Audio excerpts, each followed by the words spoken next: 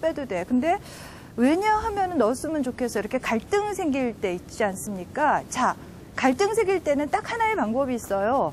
그거 빼고 읽어도 별 문제 없으면 빼도 돼요. 예. 빼도 되고 안 빼도 되고 이럴 경우에는 어떻게 해요? 빼요. 예. 여러분 어머님들 액세서리 착용할 적에 어떻게 하십니까? 예, 젊었을 적에는 해도 예쁘고 안 해도 예쁘면 어때요? 안 하는 게 정답이죠. 왜? 액세서리보다 내가 더 이쁘니까. 근데 지금 먼 날 저보다 나이가 더 많아졌을 적에 어때요? 해도 안 이쁘고 안 해도 안 이쁘면 하는 게 낫죠. 그거라도 이쁘라고. 예, 저희들끼리 하는 말입니다. 어머님들은 아직 안 하셔도 다 이쁘고요. 자, 글에 있어서도 접속사가 그 바로 역할이에요. 해도 되고 안 해도 되면은 빼는 게 다 정답이에요. 근데 빼도 다 말이 돼요. 그러면 다 빼는 게 좋습니다. 근데 너무나 이렇게 문장이 짧아서 좋은 것도 있고 문장이 딱딱 떨어져서 좀 깍쟁이 갖고 정남이가 떨어질 그런 기분이 있죠. 그럼 뭐 하나 정도만 살리고 되고 중간에 마음에 드는 거 하나만 넣고 나머지는 다 빼셔도 됩니다. 그래서 그러나 그리고 그래서 뭔가 좀 밍밍하고 허전해서 다는 그 글에 있어서의 액세서리 같은 건데요. 꼭 필요한 거 아니면은 이거를 안 넣으면 말이 안 된다 라고 하는 것만 넣으시고요. 나머지는 다 빼도 상관이 없습니다. 자, 그 다음에 세 번째, 이 소설은 우리 민족 정신을 주제로 하고 있는 소설이다. 이거는 뭐가 잘못됐을까요? 자, 어머님, 예, 크게.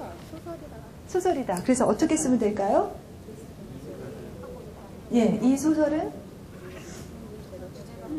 예, 이 소설은 우리 민족 정신을 주제로 하고 있다. 소설이 반복되니까 뒤에 건 빼야 되겠고요. 뒤에 소설이다를 살리고 싶으면 이 글은, 예, 이 글은, 이것은 이렇게 해도 되겠고요. 그래서 이것은 이제 한 문장 안에서의 중복어인데요. 사실은 이것보다 더 많이 우리 자녀들이 그 실수를 하는 것이 똑같은 말을 한 문단 안에서 혹은 한 그 글 안에서 계속 반복을 하는 겁니다. 그래서 뭐가 있을까요? 나는 성격이 열정적입니다. 열정적이기 때문에 열정이라서 이렇게 계속 똑같은 단어를 반복하지 말고요. 저는 열정적입니다. 또 저는 적극적입니다. 저는 매사에 최선을 다합니다. 이렇게 조금씩 변형해서 바꾸는 방법이 있고요. 자, 가장 좋은 또 실질적인 팁은 워드에서 유의어, 반의어 기능이 있는 거 아시죠? 예, F11 눌러가지고 이렇게 이제 보면은 반대말 비슷한 말이 나옵니다. 그래서 똑같은 말을 비슷한 말을 사용해서 쓰면 됩니다. 이건 뭐 제가 논문 쓸 때도 많이 쓰는 건데 이렇게 생각된다, 뭐 이렇게 여겨진다, 어때요? 조금씩 다르게 변형할 수가 있는 거죠. 예. 자, 그 다음에는요, 우리 자녀들이 너무 영어 공부를 열심히 하다 보니까 번역투의 문장을 참 많이 하고요. 그러다 보니까 글에 있어서 어른들도 잘 쓰는 게 이 피동형 문장입니다. 자, 어떻게 수립되어야 한다. 피동형 문장 있죠? 이거 어떻게 바꿀까요? 자, 여기 어머니 앞에 해보세요. 수립? 되어야 한다가 어떻게 될까요? 예, 맞습니다. 수립해야 한다. 이렇게 돼야 되겠죠. 그래서 우리가 글을 쓰다 보면은 단정적으로 이야기하기에 조금 좀 이렇게 조심스러워지는 부분이 있죠. 그래서 이렇게 피동형 문장을 많이 쓰는데요. 자, 조금 이렇게 겸손해 보이기도 하기는 하지만은 이런 피동형 문장을 이렇게 읽다 보면은 자신이 없어 보이고 매우 소극적으로 보입니다. 그리고 사실은 번역투의 문장이죠. 그래서 본래 목적에 맞게 재개발 정책을 다시 수립해야 한다. 그래서 을 해야 한다로 바꾸어서 말이 되면은 을 해야 한다로 우리가 능동형 문장으로 바꿔야 됩니다. 그리고 이거는 반드시 수동형으로 써야 됩니다. 뭐 그런 경우에 할 수 없죠. 그래서 글은 학생들 논술문에서 많이 이제 보이는 말인데요. 이것도 능동형으로 바꾸는 게 좋고요. 자, 그 다음 마지막. 제가 말씀드린 문제에 대해서 솔직하고 냉정한 선생님의 답변을 부탁드립니다. 자, 여기는 뭐가 문제일까요?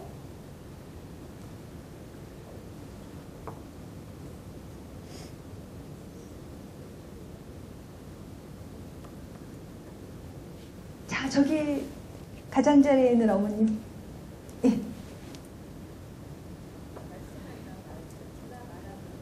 네.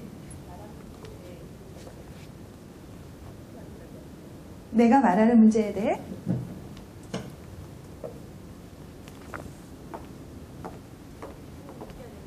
네? 제가 말한 문제에 대해 솔직하고 냉정한 선생님의 뒷부분 똑같을 것 같아요. 자, 예, 어머님. 예. 냉정하게. 아니면 냉정함을 빼버리고. 냉정함을 빼버리고. 예, 그것도 냉정하신? 또. 예, 어머니.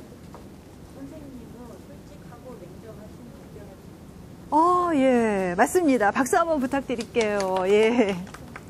맞죠? 예. 다 어머님 말씀하신 것들이 맞는데요. 조금 더 정확하게 짚어주셨어요. 예. 자, 솔직하고 냉정한 게 답변이에요? 선생님이에요? 예, 답변이겠죠. 답변을 부탁드립니다니까. 근데 이거 읽다 보면은 선생님 성격이 어떤 것 같아요? 예, 선생님 성격이 솔직하고 냉정한 것 같기도 해요. 애매하죠. 어쩌면은 이렇게 쓴 학생은 선생님이 솔직하고 냉정한 그런 성격의 선생님한테 그냥 답변을 부탁드린 거일 수도 있어요. 근데 중요한 거는 읽는 사람이 헷갈리죠. 이게 솔직하고 냉정한 게 선생님인가 답변인가. 자, 이럴 적에는 수식어와 피수식어가 이제 가까이 써야 됩니다. 그래서 선생님이 솔직하고 냉정하면 이렇게 쓰는 것이고요. 또 솔직하고 냉정한 답변을 부탁드리는 거면은 이제 뒤쪽으로 옮겨야 되겠죠. 예. 자, 여러분 어머님들 어때요? 글쓰기 어렵죠. 근데 적어도 요 5가지를 대표적인 그 5가지인데요. 요 5가지만 염두에 두시고 오늘 집에 가실 적에 한 번만 읽어보시면은 자녀 글쓰기 첨삭에 정말 실질적인 도움이 됩니다. 그래서 첫 번째는 소리내서 한번 읽혀보고요. 두 번째는 대충 한 5단락으로 만드는 게 좋지 않을까라고 생각하고 그 다음에는 문장 최소한 요 정도는 고쳐줘야지 어머님 2시간 동안 열심히 강의 들은 보람이 있겠죠? 예, 자, 다 맞았어요. 5개 다 맞은 어머님. 예, 다 맞으셨어요? 예, 선물 드리겠습니다.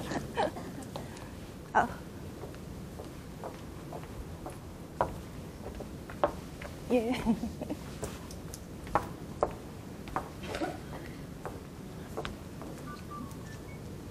그래도 한 권 남았어요.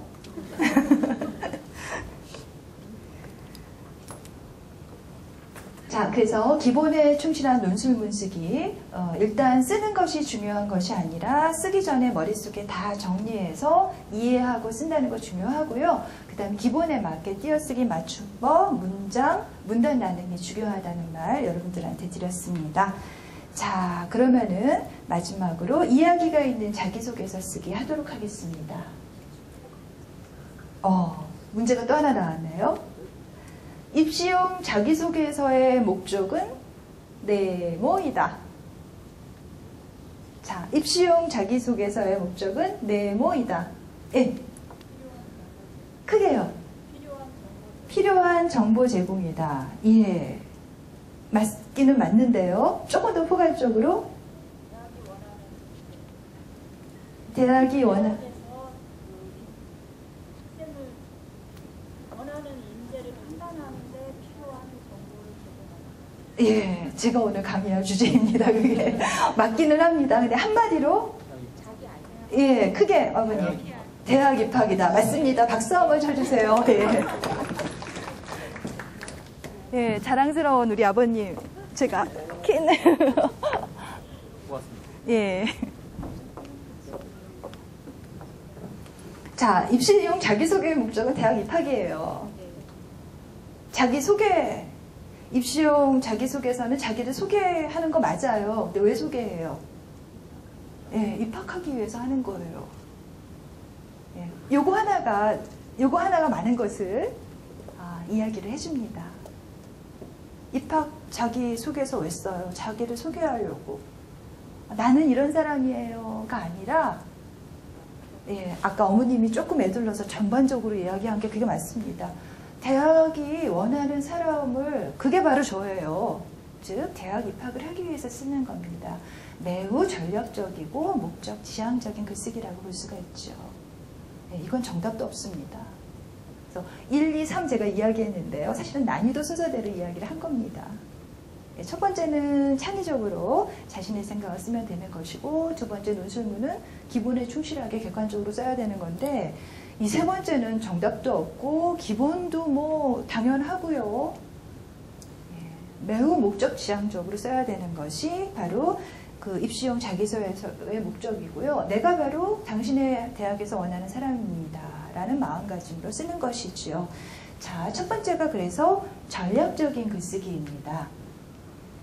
자, 이 전략적인 것은 첫 번째, 대학과 학과의 선택 동기, 그리고 나의 재능 혹은 적성, 개성과 그 학과와 어떠한 연계성이 있는지, 그리고 이 적성을 잘 살려서 대학교 들어가면은 어떻게 공부를 열심히 할지, 그리고 졸업하고 나서 그 전공을 살려서 어떻게 이 사회에 꼭 필요한 사람이 될지, 그래서 훌륭한 동문이 될지, 여러분들 그 자녀들이 이렇게 써야 되는 것이 바로 이 자기소개서고요. 또 자기소개서를 보면서 그렇게 판단을 한다고 볼 수가 있습니다. 자, 그래서 매우 전략적으로 써야 되고요. 궁극적으로 그 나의 꿈을 펼치기 위해서 그 대학에 가서 열심히 공부하겠습니다가 가장 큰 핵심이라고 볼 수가 있습니다. 자, 미주알, 고주알 다 쓰는 것이 아니라 정말 필요한 거, 이제 어떤 것을 취사 선택을 해야 될지 판단을 하셔야 되겠죠. 그래서 객관적인 팩트는 학생 기록부에 다 나와 있죠.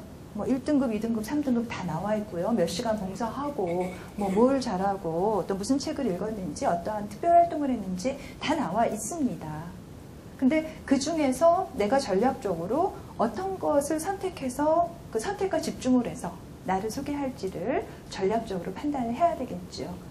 그 전략의 판단 기준은 학과 선택 동기, 적성, 전공, 또 꿈, 이러한 키워드로 여러분 정리를 할 수가 있습니다.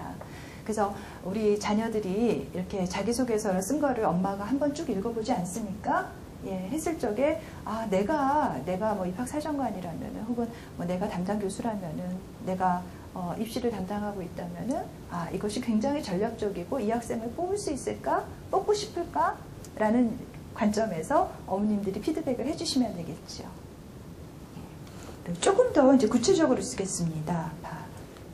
자, 아까 어머님께서 얘기했듯이 사실은 대학에서의 가장 큰 관건은 우수한 학생들을 뽑는 거예요. 어머님들은 우리 아이를 저 대학에 보내는 게 목적이지만 그 대학에서는 정말 우수한 학생을 뽑는 게 목적입니다. 그래서 여러 가지 뭐 전형과 여러 가지 제도로 우수한 학생을 확보하고자 하는데요. 자, 우리 아이가 정말 이러한 면을 갖추어서 당신 대학에서 원하는 이러한 요소를 갖고 있습니다를 써야 되겠죠. 정보를 제공해야 됩니다.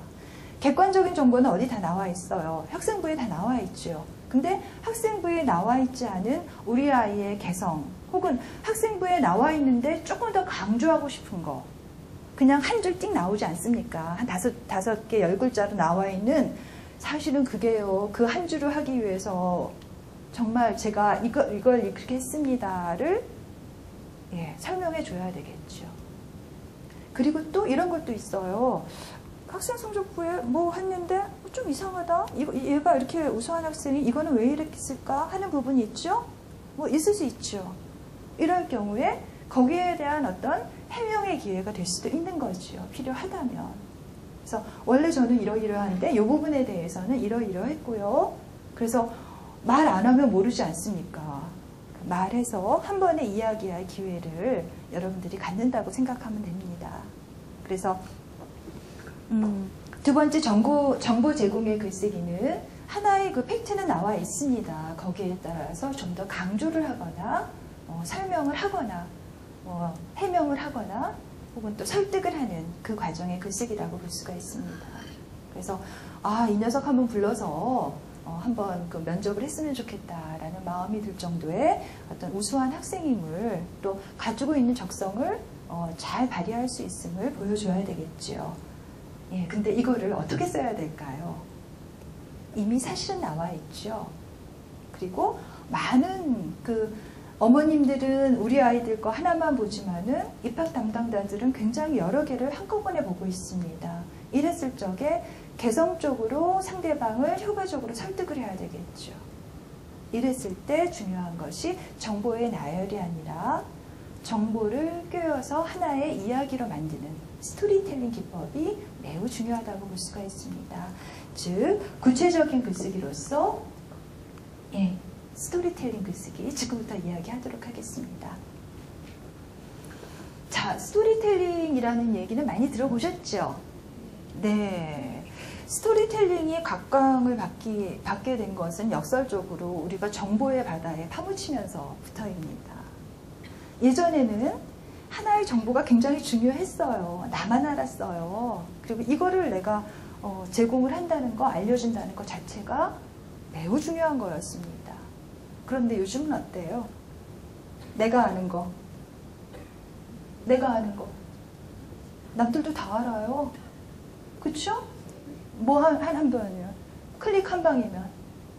옛날에는 궁금하면은 집에 가서 컴퓨터 찾아보면 되는데 요즘엔 집에 갈 필요도 없지요. 어때요? 그냥 앉은 자리에서 스마트폰 검색하면은 너 아는 거 나도 알아요. 예. 정보는 널려 있습니다. 중요한 거는 그 정보가 어떤 정보냐는 거죠. 그리고 어떠한 형태로 구성되어 있느냐고요. 자, 저 많은 정보 중에서 나는 어떤 것을 선택을 할까요? 이 정보를 꿰어야 되겠죠. 그래서 저는 이제 스토리텔링도 제가 글쓰기 강의를 할 적에 굉장히 중요한 부분인데요. 학생들한테 이렇게 설명을 합니다. 자, 여기 구슬이 많다. 자, 이 구슬을 갖고 여러분들은 뭘 만들까요? 저는 목걸이 만들고 싶어요. 팔찌 만들고 싶어요. 브로치 만들고 싶어요. 이따만한 거 하나로 반지 만들래요. 그게 바로 여러분의 몫이다 라고 이야기를 합니다. 그래서 정보는 이제 대부분의 정보는 대부분의 사람들이 원하는 만큼 거의 평등하게 알 수가 있고요. 문제는 그 정보를 갖고 구성하는 능력이 중요한데요. 자, 이 방법이 바로 정보의 사연을 입히는 스토리텔링이라고 볼 수가 있습니다. 현대산업사회에서 이 스토리텔링은 굉장히 그 다방면으로 특히나 그 상품 마케팅에서 매우 유용하게 응용이 되는데요. 자, 요거를 살짝 우리 그 학생들한테, 우리 자녀한테 응용을 해보도록 합시다. 똑같은 정보, 똑같은 거의 비슷한 상황에서 거의 비슷한 뭐 스펙이라고 그러죠. 뭐 봉사할 만큼 하고, 뭐 등급 받을 만큼 받았고, 또 뭐 리더십 뭐 반장 할 만큼 하고 거의 비슷한 정보에 두 학생이 있다고 합시다. 자, 이 정보를 어떻게 꿰을까요? 어떠한 사연이 있는 정보일까요? 봉사활동을 했어요? 네, 그냥 했어요. 열심히 잘했습니다. 자, 봉사활동을 한 사연이 있어요. 예, 이야기가 있습니다. 자, 그 학과에 지원을 해요. 솔직히 말하면 성적이 그것밖에 안 돼요. 혹은 어렸을 때부터 꿈이 그거예요. 그냥 거기에 하기로 했어요. 사실은 이런 사연이 있었어요. 자, 전저 후자의 차이입니다. 그래서 하나의 그 정보 제공을 어떻게 꿰어서 하나의 이야기로 만들까? 이것은 단언컨대 우리 어머님들만 할 수 있습니다. 그렇죠? 이 아이가 어떻게 컸는지 아시잖아요. 그리고 그때는 왜 그 일을 했는지 어머님들은 아시잖아요. 그렇죠? 아이 본인과 어머니, 아버님만 알 수 있는 바로 그 사연입니다. 예, 스펙 딱 던져주고 논술학원에, 입시학원에 가서 써주세요. 예, 못 쓰죠. 못 쓰기야, 그만큼 감동적으로 쓸 수가 없는 것이 경험을 공유하지 않은 사람들은 그냥 기계적으로 쓸 수밖에 없죠. 하지만 본인과 본인 가까운 데서 그것을 성장 과정을 지켜본 어머니는 혹은 아버님은 잘 쓸 수가 있습니다. 적어도 쓴 거를 잘 읽어볼 수가 있겠죠. 예, 그래서 자, 이야기로 만들어야 되는데요. 자, 열정이라는 말, 뭐 자기소개서에 늘 등장하는 말이 뭐 열정, 성실, 뭐 나눔, 리더십, 뭐 그 비전 이런 것들 우리 자기소개서에 키워드로 많이 나오지 않습니까? 자, 이것을 쓰는데요. 아주 당연하지만 요즘에는 아예 그 자기소개서에 문항에 나와 있습니다. 구체적인 예를 들으라고요. 그러니까 정말 예를 1학년 때 뭐 하고요, 2학년 때 뭐 하고요 이렇게 얘가 아니라요. 구체적인 에피소드를 말을 하는 거죠. 그래서 아까도 얘기했지만은 평범한 이야기에서 평범한 이야기가 나올 수도 있고요. 평범한 이야기에서 아주 나만의 이야기를 끄집어낼 수도 있습니다. 평범한 경험에서 특별한 이야기를 끄집어내는 것이 중요하다고 볼 수가 있습니다. 이게 바로 스토리텔링이죠. 그래서 어떠한 특별한 에피소드가 있었는지, 평범하지만 평범한 에피소드에서 어떻게 특별한 나의 생각을 끄집어내는지가 관건이라고 볼 수 있고요. 이것은 우리 아이들, 자녀의 성장 과정을 지켜본, 그리고 물리적으로 가장 가까운 엄마들이 가장 좋은 독자가 될 수 있는 어떤 그 항목의 글쓰기 유형이라고 볼 수가 있습니다. 예, 그래서 이 스토리텔링 글쓰기는 한마디로 그 추상적인 개념이 아니라 구체적인 이야기를 통해서 공감을 불러일으키고요. 정말 그랬구나.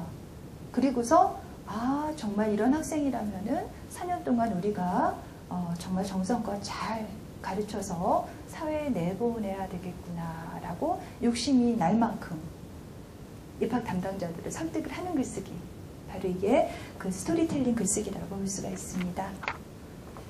예, 아주 제가 정해진 시간만큼 제가 준비해온 만큼 제가 강의를 했는데요.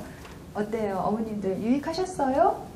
예, 유익했으면 좋겠습니다. 그럼 제가 아까 그 초반부에 이야기했던 대로 일찍 오시는 몇몇 어머님들하고는 제가 잠깐 이야기를 했습니다.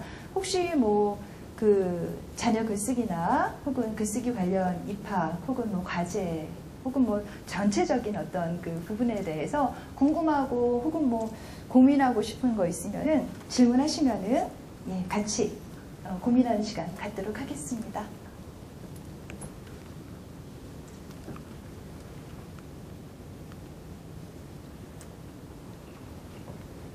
네, 어머니.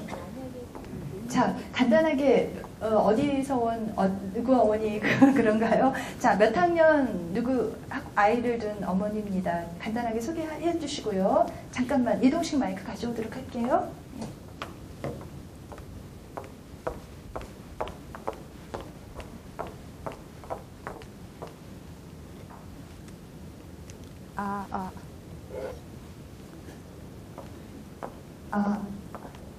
예, 드립니다.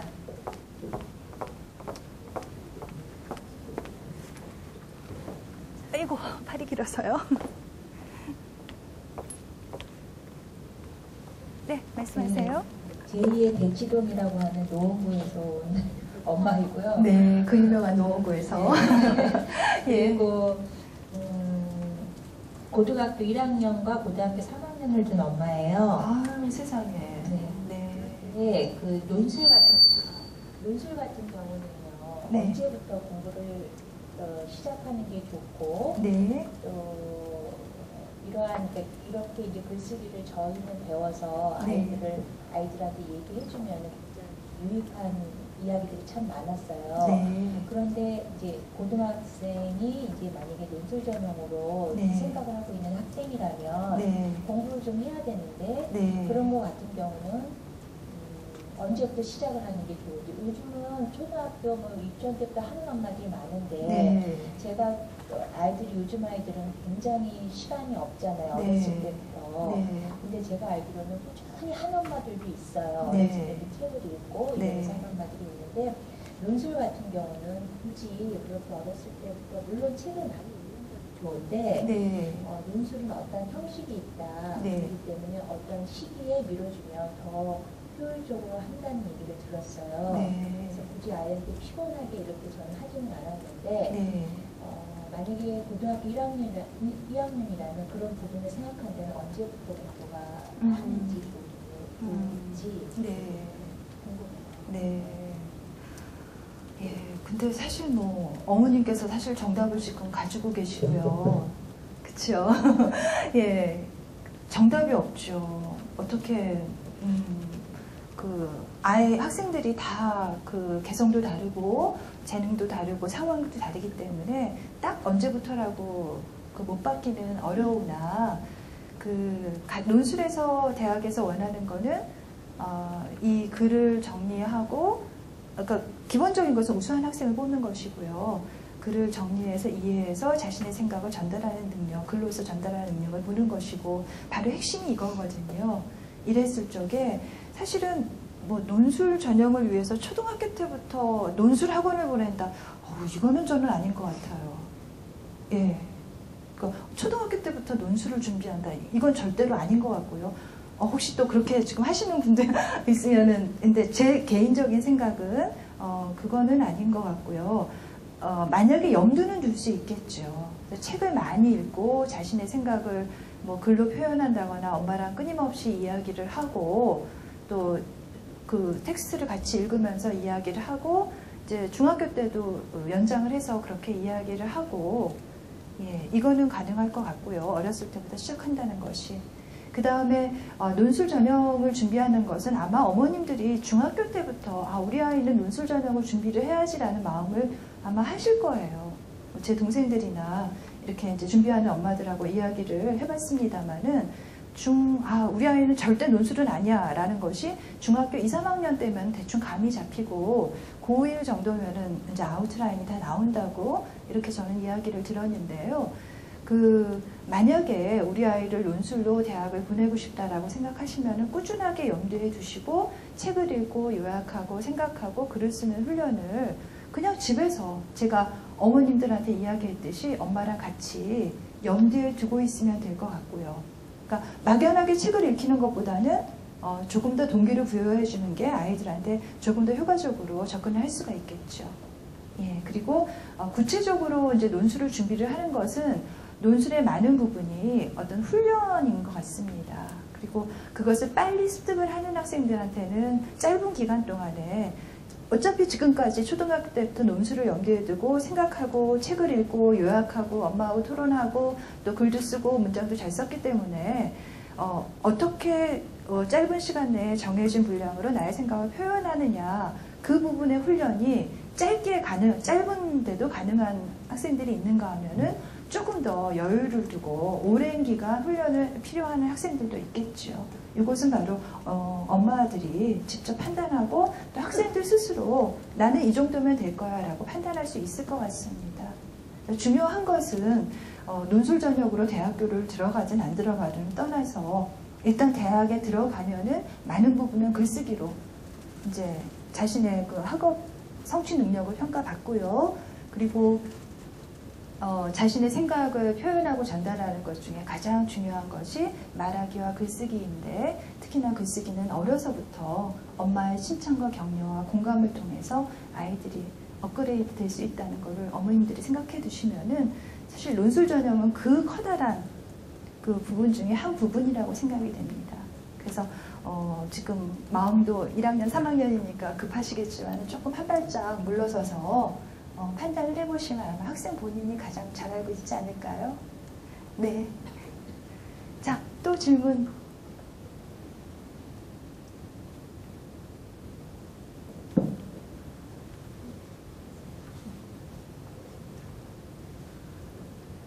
예. 자, 고등학교 어머님 질문 하셨어요. 또 같은 고등학교 입장에서 질문하실 어머님.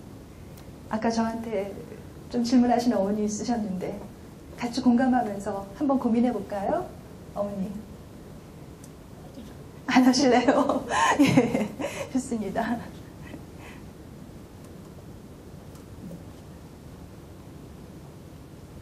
아, 네, 네, 어머니. 자, 고기.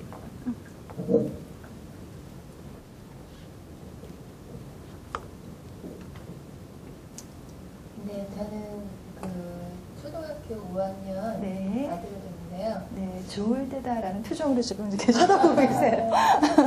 네, 평생 할 효도 지금까지 다 했다고 보시면 됩니다. 그래서 어렸을 때부터 제가 이제 이렇게 책을 네, 가까이서 하게 네. 저 나름대로는 뭐 이렇게 했는데 네, 아이가 제 마음하고 틀리게 네.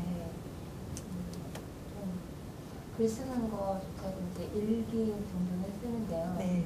그 지도를 엄마가 어떻게 해줘야 되고 아이가 흔히 이걸 하기가 좀 힘든 것 같아서 그런 부분은 어떻게 좀 아이가 예. 흥미를 가지고 접근할 수 있을까.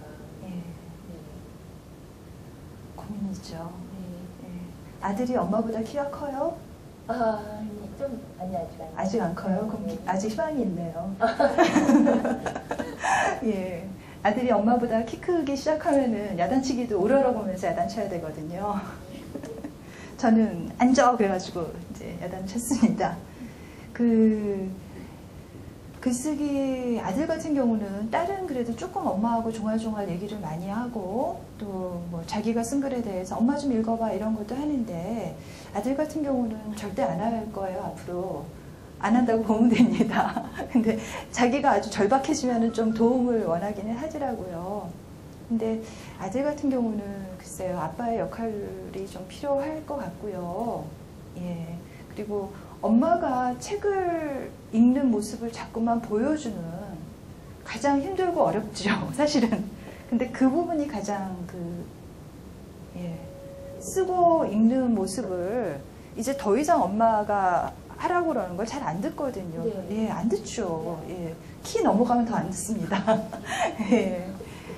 예, 그럴 경우에는 그냥 보여주는 방법밖에 없는 것 같습니다.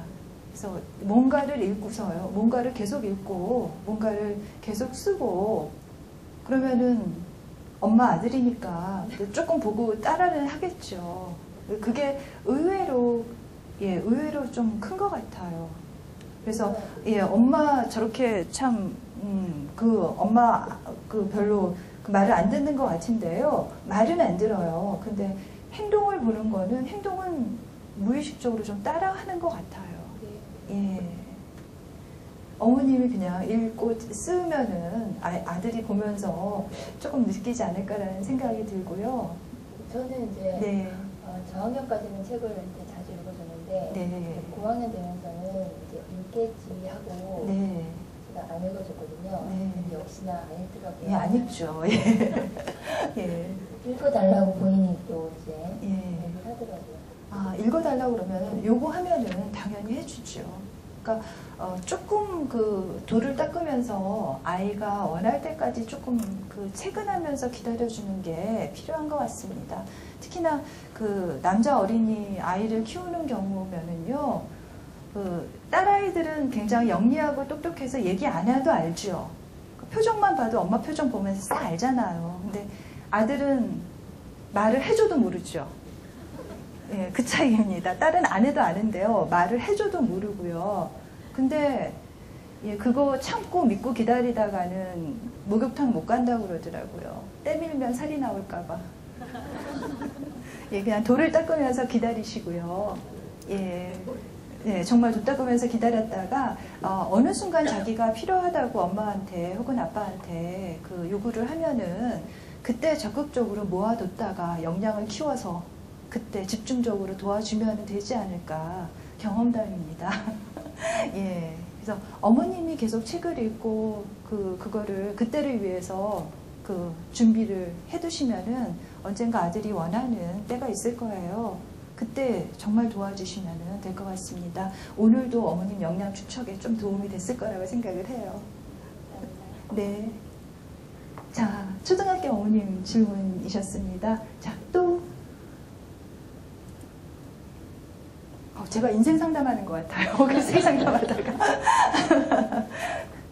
예, 제가 편하게 사실은 뭐 그 여러 가지로 그 특강을 준비를 하다가요. 아, 나도 글 쓰는 걸로 고민해본 엄마였고 어떻게 중단기적으로 혹은 뭐 중장기적으로 이 글쓰기에 대해서 어떻게 고민하면 좋을까를 생각하고 편하게 왔습니다. 편한 질문 한번 해보세요. 자, 또 집에 가시면서 아, 이거 물어볼 거 하고 후회하지 마시고요. 그 아이들이 책을 읽고 나서 네. 독서 지도를 엄마가 해주기가 네. 좀 힘든 것 같거든요. 네. 그러니까 어떻게 지도를 집에서 해주면 좋은지. 네. 그럼 뭐 어떤 책이냐에 따라 좀 다르겠지만은 일단 똑같은 텍스트를 한번 엄마가 같이 읽어보는 것도 일단 그건 기본이겠고요. 그 다음에 그 정답을 어머님은 사실은 대충 이 책을 왜 학교에서 읽으라고 그러는지 혹은 이 책이 작가가 뭐를 의미하는지 대충 감을 잡잖아요. 사실은 뭐 책을 읽던 안 읽던 간에 우리가 어른이니까 아이들보다 성숙한 시각을 갖고 있으니까 그 텍스트에 대한 이해도는 빠를 겁니다. 그래서 근데 그렇다고 해서 내가 상정하고 있는 답을 아이한테 계속 요구하지 마시고요. 그냥 아이가 잘 이해를 풀어나갈 수 있게 아이의 생각을 들어주고 아이의 생각을 질문하고 가사 내가 생각하는 거하고 다른 답을 이 아이가 이야기했다 하더라도 그냥 참고 들어주는 게 좋지 않을까라고 생각을 합니다. 그래서 그거 아니잖아 라고 얘기하지 말고요. 예, 그래서 그게 가장 좋은 독서 지도가 아닐까라는 생각을 하고요. 또 제가 그 특강 오기 전에 젊은 그 초등학교, 중학교 이제 자녀를 둔 젊은 여자 교수님들한테 물어봤어요. 어떻게 글쓰기 지도를 해요? 하고 물어보니까 예, 정답은 없습니다. 그냥 아이가 원할 때 제가 얘기하고요. 어디 가서 절대로 교수 아들이란 얘기 하지 말라고 그러고요. 예, 그 다음에 내가 알고 있는 거 아들한테 아는 척 하지 말고요. 절대로 얘기 안 한다고. 딸한테도.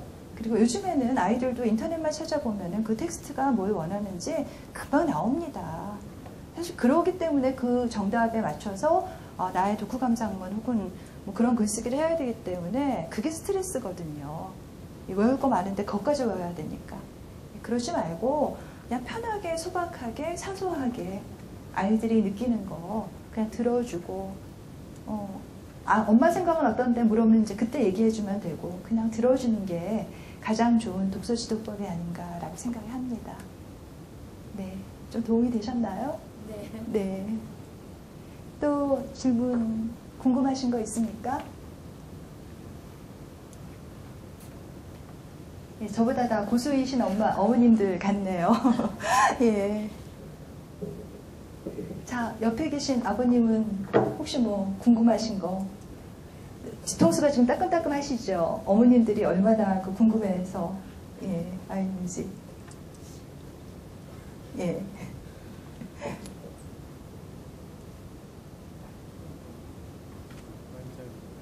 네.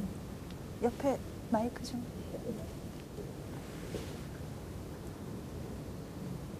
딱히 뭐 다른 궁금한 점이라기보다도 제가 글을 쓸 때 어떤지 그 부분이 더 집중되니까 네.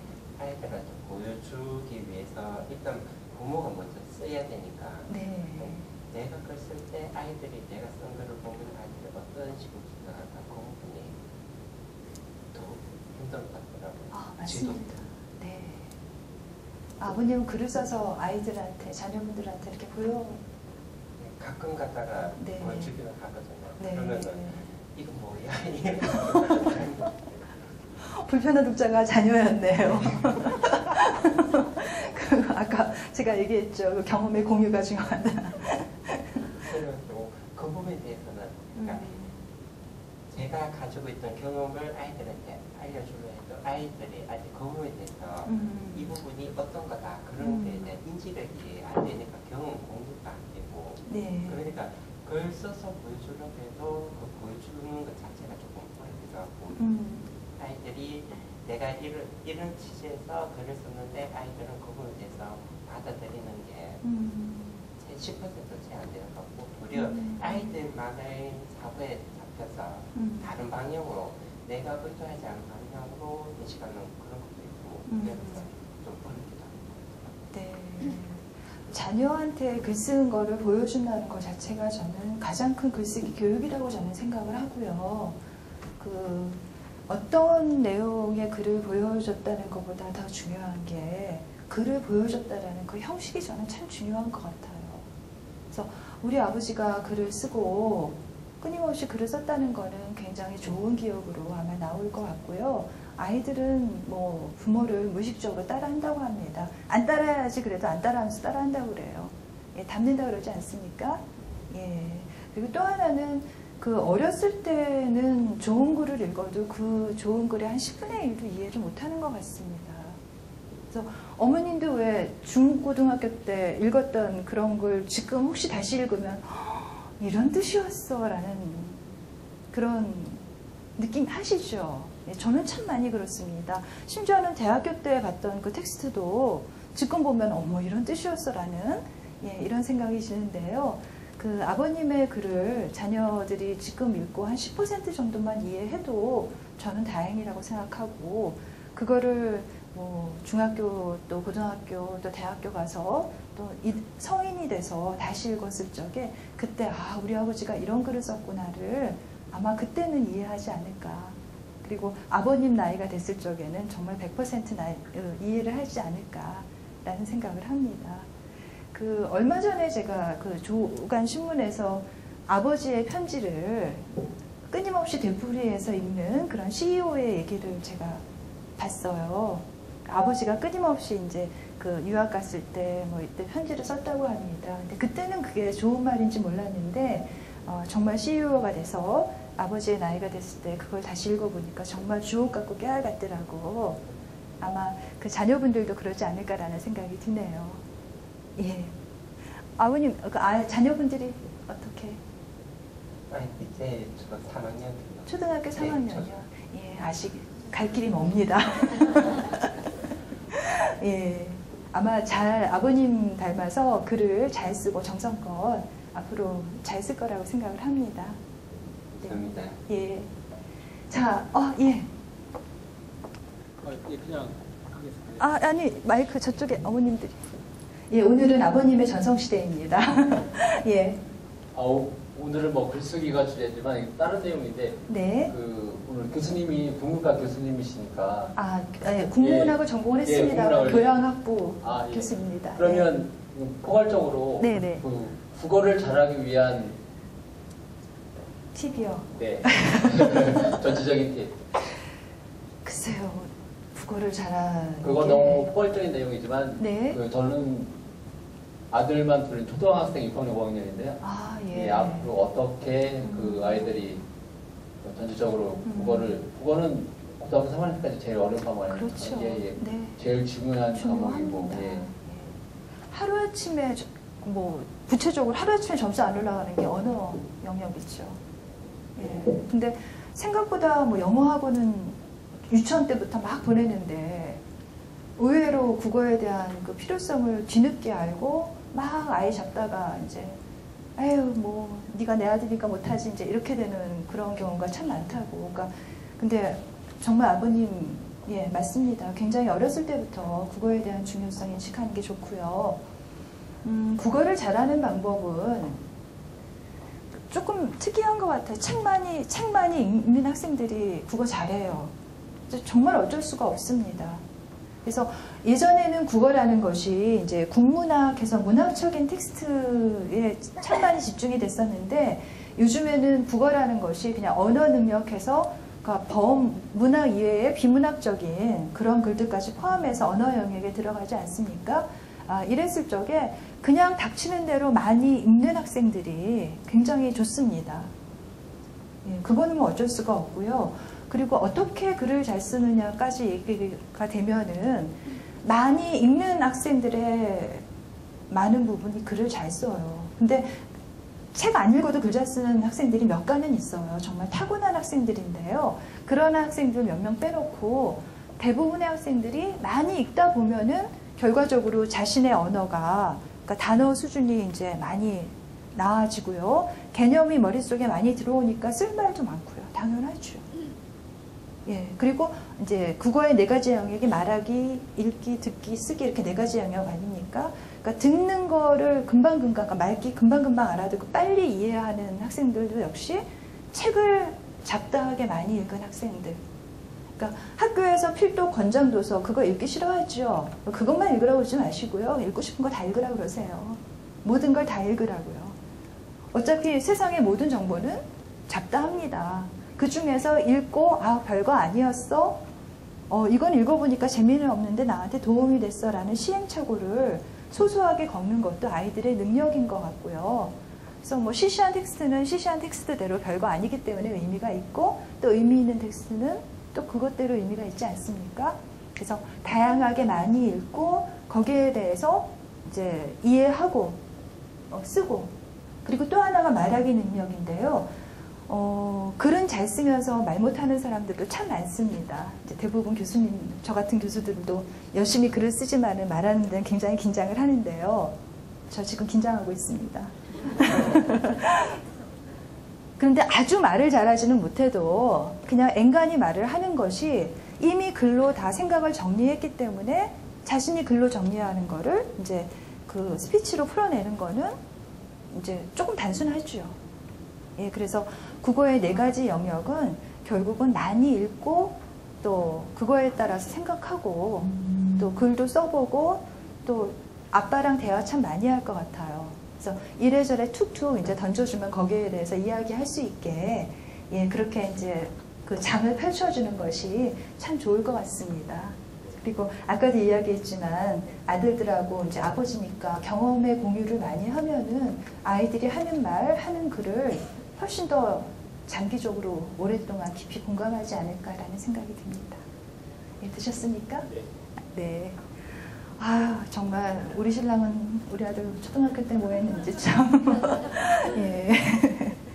아주 자랑스러운 두 분의 아버님인 것 같습니다. 자, 어머님 질문 한 분만 더 듣도록 하겠습니다. 아니, 제가 갑자기 생각이 났는데요. 네. 그 교수님은 자녀 키우실 때 네. 그런 아이들이 책 읽기 싫어하거나 네. 그렇게 했을 때 어떤 그런 경험담이 있으시거든요? 네, 저는 막 승질냈어요.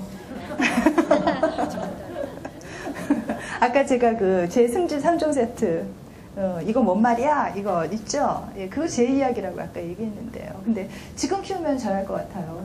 아들이 하나인데요. 예, 시행착오를 이제 둘째 아이한테 적용시킬 기회는 저는 없어가지고 그냥 시행착오로 끝났습니다. 예, 그런데 어쨌든 간에 그래서 얘는 글을 굉장히 어릴 때는 정말 잘 쓰는 줄 알았는데 중간에 엄청 안 쓰고 못 쓰고 보여주지도 않고 그러더라고요. 근데 가끔 이제 철들어가지고 매일 이렇게 쓰는 거 보니까 정말 잘 써요. 그래서 뭐 보고 배운 거는 조금 있나 보다라는 생각을 제가 좀 했습니다. 예, 그리고 그 엄마로서 아이한테 글쓰기를 지도하는 거는 거의 저는 불가능에 가깝다고 생각을 합니다. 그래서 제가 글쓰기 지도하고서 독자라는 말을 썼죠. 예, 그래서 엄마한테는 안 들어요. 근데 선생님 말은 좀 듣지요. 그래서 배우는 거는 선생님한테 배우라고 그러고요. 엄마의 역할은 지도하고 가르치고 조금 더 나가서 지적하고 비판하고 평가하는 것이 아니라 그건 선생님들한테 맡기고 이제 엄마는 공감하고 격려하고 예, 인정하고 또 지켜보고 기다리고 그것이 어떤 글쓰기 독자의 엄마 역할이 아닌가 그렇게 생각을 합니다. 예, 마지막으로 한 어머니 질문만 제가 받도록 하겠습니다. 네. 그거. 네. 예, 제 사례인데, 네. 큰아이가 지금 중2거든요. 아, 유치원 네. 어머님 같은데. 감사합니다. 책을 잘 안 읽다 보니까 이제 네. 아빠랑 같이 네. 이제 책을 같이 골라가지고 네. 이제 괜찮은 방법을 이제 선생님한테 여쭤보려고 그런 거예요. 네, 네. 이제 아빠 회사에서 독후감 쓰는 게 있어요. 있는데 아이랑 같이 책을 공유하고 같이 책을 읽고 네. 또 같이 토론을 하고 네. 독후감을 아이한테 떠넘기고 있거든요. 네, 네. 네. 그런 식으로 아이의 글쓰기를 제가 이제 평가를 네. 하는 기회를 이제 뭐 한 달에 한 번, 두 달에 한 번 정도 이제 갔는데 네. 이제 그런 방법도 괜찮지 않을까 해서 저는 방법을 쓰고 있는데 어떤 그 방법하고 네. 이제 읽어보고 제 문제점이 보이긴 하는데 네. 말은 안 해요. 네. 지적을 안 하는데 네. 지금 중2니까 네. 지금쯤 이제 지적을 해도 되지 않을까, 그 단계가 되지 않았을까. 네. 아버지 회사에서 무슨 글쓰기 대회가 그 독후감 대회는 그게 뭔가요? 한 달에 한 번씩 회사에서 네. 마이크 하시고. 네. 회사에서 네. 그 책을 주고요. 네. 이제 아빠 회사에서 아빠들이 책을 읽고 독후감을 쓰면은 그 책을 공짜로 줘요. 아빠가 쓸 거를 자녀가 대신 쓰는. 네. 그 대신에 그 책을 같이 읽고 네, 네. 아빠도 읽고 네. 이제 뭐 좋은 책이면 저도 읽고요. 아이도 네. 읽어서 같이 이제 그 책에 대해서 이제 얘기를 하죠. 네. 그 얘기하고 토론을 하고 그거를 이제 아이한테 네가 독후감 써. 이제 떠 안은거죠. 네. 떠 안기고 네. 근데 우리가 엄마 아빠가 이제 이렇게 이제 평가를 하는데 네. 지적할 게 너무 많은데 네. 아직은 안 했었어요. 네, 그나마 네, 지적하면 이제 안 할까봐 네네네. 이제 단계가 되지 않을까 않았을까. 상을 좀 받을 때가 되지 않았나. 그런가요? 좋은 회사네요. 예, 대한민국에 좋은 회사 참 많네요. 예. 근데 아빠 대신에 아들이 쓴다는 그 아들도 참 대단하네요. 딸이에요? 아들이에요? 아들이요? 대단한 아들. 좋은 아들 두셨네요.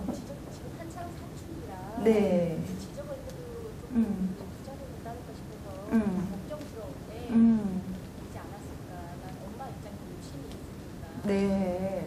근데 그거 대신 써주는 것만 해도 대단한 것 같은데?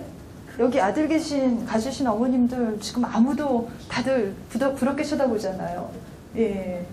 쓴다는 것 자체가 대단한 것 같고요.